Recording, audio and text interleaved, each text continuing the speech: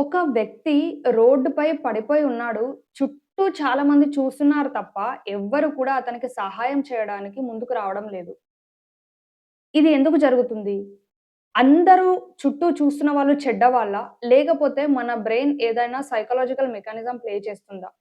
మనము చూస్తూనే ఉంటాం. రోడ్డు మీద ఏదైనా యాక్సిడెంట్ జరిగినప్పుడు చుట్టూ ఉన్నవాళ్ళు చూస్తూ ఉంటారు. వీడియోస్ తీస్తూ ఉంటారు. కానీ సహాయం చేయడానికి ముందుకు రారు. నిజమేంటి అంటే ఏదైనా ప్రమాదం జరిగినప్పుడు చాలా మంది ఉన్నారనుకోండి. అప్పుడు సహాయం అందే అవకాశం చాలా తక్కువ. అలా కాకుండా ఎవరైనా ఒక్కోళ్ళు ఆ ప్రమాదం జరిగిన సిట్యుయేషన్ చూసారు. వాళ్ళు సహాయం చేసే పాసిబిలిటీ చాలా ఎక్కువ. ఎందుకు? ఈరోజు మనం తెలుసుకునే టాపిక్ ప్రపంచాన్నే షాక్‌కి గురి చేసిన సైకాలజీలో చాలా ఇంట్రెస్టింగ్ టాపిక్ అయిన బైస్టాండర్ ఎఫెక్ట్ గురించి. ఈరోజు వీడియోలో మనం ఎందుకు ఏదైనా ప్రమాదం జరిగినప్పుడు క్రౌడ్ అంతా చూస్తూ ఉంటారు, వీడియోస్ తీస్తూ ఉంటారు, కానీ సహాయం చేయరు.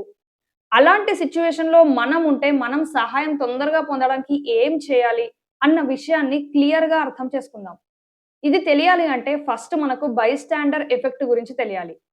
బైస్టాండర్ ఎఫెక్ట్ అంటే ఒక ప్రమాదం జరిగింది. ఒక యాక్సిడెంట్ జరిగింది. చుట్టూ చాలా మంది ఉన్నారు. అయినా కానీ ఎవ్వరూ పట్టించుకోకుండా అలా చూస్తూ ఉండిపోవడం. ఇది ఎందుకు జరుగుతుంది అన్న విషయాన్ని ఫస్ట్ తెలుసుకుందాం.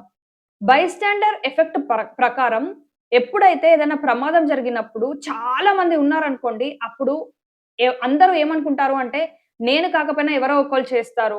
ఎవరో ఒకళ్ళు అంబులెన్స్‌కి ఫోను చేస్తారు. ఎవరో ఒకళ్ళు పోలీస్ వాళ్ళకి ఫోను చేస్తారు. ఎవరో ఒకళ్ళు నీళ్ళిస్తారు. ఎవరో ఒకరు ఏదో ఒక సహాయం చేస్తారు అని అనుకుంటారు. అలా అనుకోని చాలా మంది చూస్తూ ఉంటారు. ఎవ్వరు ముందుకు రారు. అలా కాకుండా ఎవరైనా ఒక పర్సనే ఉన్నాడనుకోండి ప్రమాదం జరిగినప్పుడు, ఆ పర్సన్ ఎట్లా అంటే నేనే ఉన్నాను, నేనే చేయాలి అన్న రెస్పాన్సిబిలిటీ తీసుకొని చేసే అవకాశం చాలా ఎక్కువగా ఉంటుంది. ప్రపంచానికి షాక్‌కి గురి చేసిన సంఘటన 1964లో జరిగింది. 1964లో అమెరికాలో ఒక యువతి ఇంటి దగ్గర ఆమె మీద దాడి జరిగింది. ఆమె అరవడం స్టార్ట్ చేసింది. చుట్టూ ఉన్నవాళ్ళు అవన్నీ విన్నారు. కానీ ఎవ్వరు సహాయం చేయడానికి ముందుకు రాలేదు. అట్లాంటి స్టేజ్‌లో ఎప్పుడైతే పోలీస్ వాళ్ళొచ్చారో, ఎప్పుడైతే చుట్టుపక్కల వాళ్ళని అడిగారో, అందరూ కూడా మేము విన్నాం అనే అన్నారు. కానీ ఎవ్వరు మీరెందుకు సహాయం చేయలేదు ఆ పర్సన్‌కి వచ్చి, ఆ యువతికి వచ్చి అని అడిగినప్పుడు, వాళ్ళు ఎవరో ఒకళ్ళు చేస్తారులే అని అనుకున్నాము అని అన్నారు. ఇక్కడి నుంచే బైస్టాండర్ ఎఫెక్ట్ మీద పరిశోధనలు స్టార్ట్ అయ్యాయి. ఈ బైస్టాండర్ ఎఫెక్ట్ మీద పరిశోధనలు చేసే కొద్దీ సైకాలజిస్ట్‌లే చాలా షాక్‌కి గురి అయ్యే ఎన్నో విషయాలు తెలిసాయి. ఈరోజు వీడియోలో అవన్నీ మనం క్లియర్‌గా డిస్కస్ చేసుకుందాం. ఫస్ట్ ఏంటి అంటే బైస్టాండర్ ఎఫెక్ట్‌కి రీజన్ నేను కాకపోయినా ఇంకెవరైనా సహాయం చేస్తారు అని అనిపించడం. ఆ యువతి కేస్‌లో కూడా చాలా మందికి అడిగినప్పుడు కూడా ఎవరైనా వేరే వాళ్ళు చేసుంటారులే అనుకోని మేము లైట్ తీసుకున్నాం అనే అన్నారు. బైస్టాండర్ ఎఫెక్ట్‌కి పెద్ద కారణం ఏంటి అంటే, డిఫ్యూజన్ ఆఫ్ రెస్పాన్సిబిలిటీ. అంటే బాధ్యత అందరిలో పంచబడినప్పుడు వ్యక్తిగత బాధ్యత తగ్గిపోతుంది. అంటే అందరికి చెప్పారనుకోండి ఏదైనా వర్క్, ఎవ్వరు సీరియస్‌గా తీసుకోరు. అదే ఒక్కోళ్ళకి పిలిచి చెప్తే వాళ్ళు దాన్ని కంప్లీట్ చేయడానికి పాసిబిలిటీ ఎక్కువుంటుంది. ఫర్ ఎగ్జాంపుల్ క్లాస్ రూమ్‌లో టీచర్ లెసన్ చెప్పిన తర్వాత ఎవరైనా వచ్చి బోర్డ్ క్లీన్ చేయండి అని అంటే, ఎవరైనా ముందుకి ఫాస్ట్‌గా వచ్చి బోర్డ్ క్లీన్ చేసే పాసిబిలిటీ తగ్గిపోతుంది. ఎందుకంటే అందరూ ఏమనుకుంటారు, వాడు చేయాలి, వీడు చేయాలి, ఎవరో ఒకళ్ళు వెళ్తారేమో, నేను లేస్తే ఇంకొక వాళ్ళు లేస్తే వాళ్ళేమనుకుంటారో, ఇట్లా అని అసలు ఎవరే లెవ్వరు. ఎవరే చేయడానికి పాసిబిలిటీ లేదు. అలా కాకుండా టీచర్ ఒక పర్టిక్యులర్ వ్యక్తిని రాహుల్ వచ్చి బోర్డ్ క్లీన్ చెయ్యి అని చెప్తే, అతను వెంటనే స్పందించి వచ్చి బోర్డ్ క్లీన్ చేసే పాసిబిలిటీ చాలా ఎక్కువ. దీన్నే డిఫ్యూజన్ ఆఫ్ రెస్పాన్సిబిలిటీ అని అంటారు. అంటే రెస్పాన్సిబిలిటీ అందరిలో పంచబడినప్పుడు ఎవ్వరు చేయరు. సేమ్ ఎమర్జెన్సీ సిట్యుయేషన్‌లో కూడా ఇదే జరుగుతుంది. అందరూ ఉన్నారు కాబట్టి ఎవరో ఒకళ్ళు చేస్తారులే అని అనుకుంటారు. దానివల్ల సహాయం తొందరగా అందదు.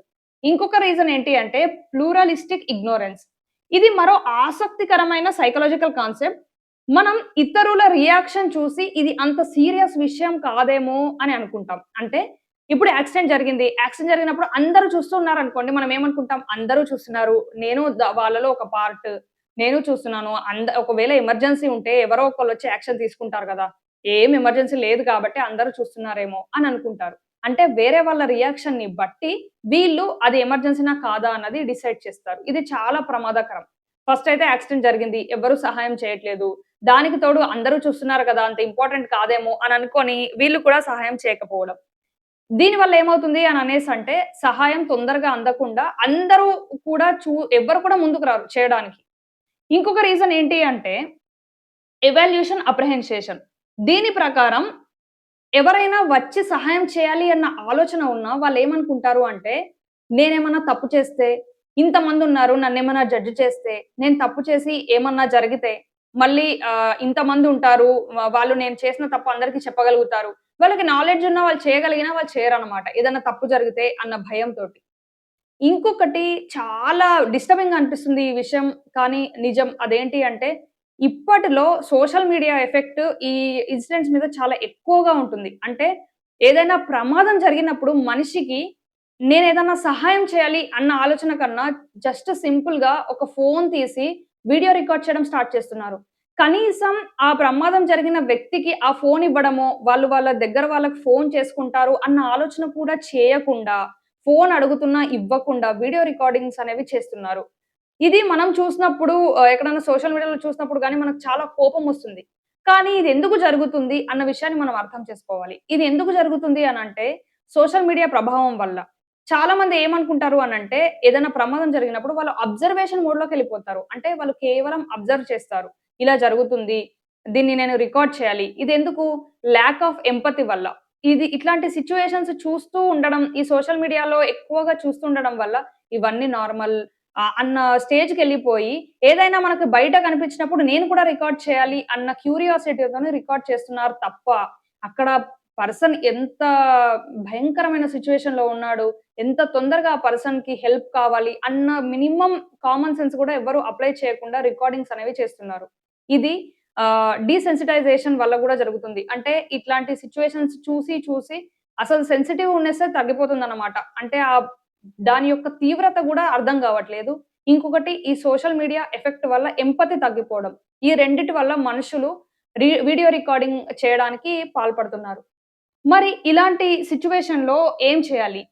మనం ఎలా మారాలి అంటే, ఫస్ట్ బాధ్యత తీసుకోవాలి. ఎవరో ఒకళ్ళు చేస్తారు అన్న దాన్ని కాకుండా మనమే ముందుండి చేయాలి. మనము ఎమర్జెన్సీ సిట్యుయేషన్‌లో వాటర్ ఇవ్వడం, ఆ పర్సన్‌కి ఫోన్ ఇవ్వడం, వాళ్ళ దగ్గరున్న వాళ్ళకి ఫోన్ చేయడం, ఇది గూడా చాలా పెద్ద సహాయమే. అంబులెన్స్‌కి కాల్ చేయడం, పోలీస్ వాళ్ళకి కాల్ చేయడం, ఇవి కూడా చాలా మేజర్ ఎఫెక్ట్‌ని చూపిస్తాయి. ఇంకొకటేంటి అంటే అవేర్‌నెస్. ఈ విషయం సైకలాజికల్‌గా ఇట్లా జరుగుతుంది మనకి అని తెలిసిన అవేర్‌నెస్ కలిగినప్పుడు చాలా మంది దాన్ని ఎదుర్కోవడానికి పాసిబిలిటీ అనేది ఉంటుందన్నమాట. కాబట్టి ఈ వీడియోని ఎంతమందికి వీలైతే అంతమందికి షేర్ చేయండి. ఎందుకంటే ఎవరైనా ఒక్కోళ్ళకి సహాయం అందినా ఎవరు ఆ సిట్యుయేషన్‌లో ఉంటారు అన్న విషయం ఎవ్వరికీ తెలీదు. కాబట్టి ఎవరికైనా సిట్యుయేషన్ అలా ఉంది అని అన్నప్పుడు ఏం చేయాలో అన్నదైనా తెలుస్తుంది.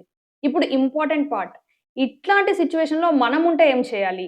మనం ఇట్లాంటి సిట్యుయేషన్‌లో ఉన్నప్పుడు ఏం చేయాలి అంటే, ఫస్ట్ మనము ఎవరైనా అంబులెన్స్‌కి కాల్ చేయండి. ఎవరైనా పోలీస్ వాళ్ళకి కాల్ చేయండి. ఎవరైనా ఫోన్ ఇవ్వండి. అలా కాకుండా మనం పర్టిక్యులర్‌గా బ్లూ మీరు బ్లూ షర్ట్ అయినా కాల్ చేయండి అంబులెన్స్‌కి.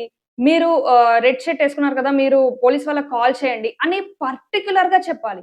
మీరిట్లా పర్టిక్యులర్‌గా చెప్పినప్పుడు వాళ్ళకి ఒక ఆక్వర్డ్ మూవ్‌మెంట్ స్టార్ట్ అవుతుంది. అంటే అందరిలో ఈ పర్సన్ ప్రమాదానికి గురైన పర్సన్ నన్ను మెన్షన్ చేసింది. నేను వెంటనే చేయాలి అన్న సెన్స్ తోటి వాళ్ళు వెంటనే రియాక్ట్ అవుతారు. అలా కాకుండా మీరు అందరికి చెప్పారనుకోండి మళ్ళీ బాధ్యత పంచబడుతుంది. వ్యక్తిగత బాధ్యత తగ్గిపోతుంది. అలా కాకుండా మీరు స్పెసిఫిక్‌గా చెప్పాలి. ఇంకొకటేంటి అంటే అట్లాంటి సిట్యుయేషన్‌లో ఆహ్, ఎక్కువ శాతం మనము అవేర్‌గా ఉండాలన్నమాట.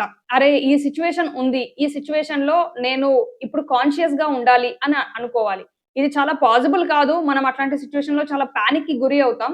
కానీ మనం ఎప్పుడు కూడా ఎమర్జెన్సీ సిట్యుయేషన్స్‌కి ఎక్కువగా ప్రిపేర్డ్‌గా ఉండాలి సైకలాజికల్‌గా.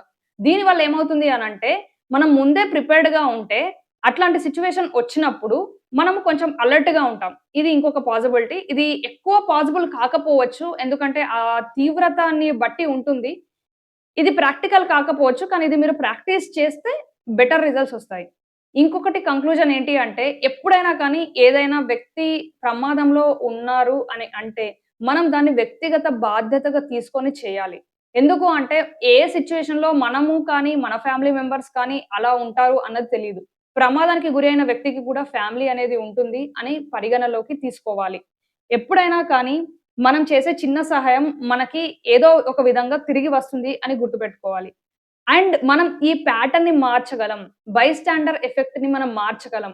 దాన్ని కేవలం అవేర్‌నెస్‌తోనే మనం మార్చగలం. కాబట్టి ఈ వీడియో వీలైనంత మందికి షేర్ చేయండి. మీరు షేర్ చేయడం వల్ల ఎవరో ఒకరి ప్రాణం ఎప్పుడో ఒకసారి సేవ్ అవ్వచ్చు. ఈ వీడియో మీకు ఇన్ఫర్మేటివ్ అనిపిస్తే లైక్ చేయండి. ఇట్లాంటి సైకాలజికల్ యాస్పెక్ట్స్ కోసం ఛానెల్‌ని సబ్స్క్రైబ్ చేసుకోండి.